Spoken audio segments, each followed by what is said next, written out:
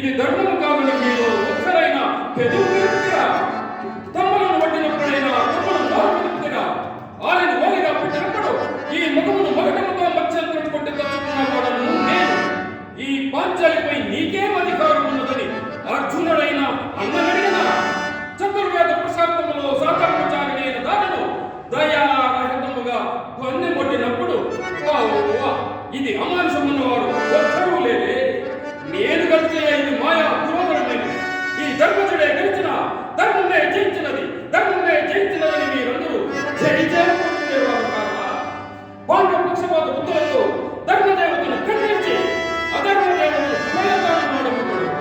కాక అలాంటి సమయమున నా పూర్వ మిత్రుడు ఈ కర్ణుని సూతతో ప్రస్తుతుడని మొదటి వరవశకారం చేసిన ఆ ఇతనికి బుద్ధి చెప్పడానికి ఒక ప్రయత్నం.